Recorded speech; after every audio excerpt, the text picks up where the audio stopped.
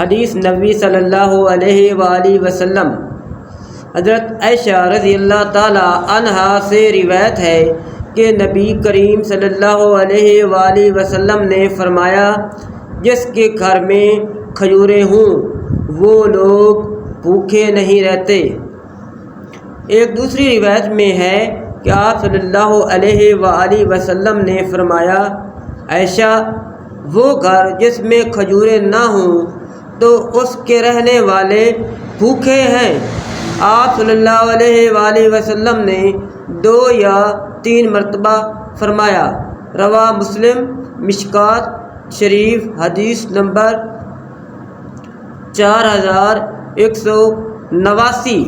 حضرت سعد رضی اللہ تعالی عنہ بیان کرتے ہیں، میں نے رسول صلی اللہ علیہ وآلہ وسلم کو فرماتے ہوئے سنا، جو شخص صبح کے وقت 7 اجوا کھجوریں کھا لے تو اس روز اس کے لیے زہر باعث نقصان ہے نہ جادو۔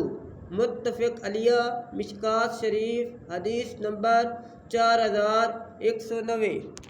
حضرت عائشہ رضی اللہ تعالی عنہا سے روایت ہے کہ رسول صلی اللہ علیہ وآلہ وسلم نے فرمایا، عالیہ کی اجوا کھجور میں شفا ہے اور وہ زہر کا تریاق ہے۔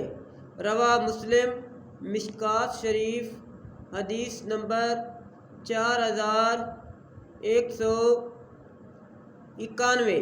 حضرت انس رضی اللہ تعالی عنہ بیان کرتے ہیں، رسول اللہ صلی اللہ علیہ وآلہ وسلم نے فرمایا، اللہ تعالی بندے کے اس طرز عمل سے خوش ہوتا ہے کہ وہ ایک لقمہ کھائے، اس پر اس کی حمد بیان کرے، یا وہ کوئی چیز پیے تو اس پر اس کی حمد بیان کرے۔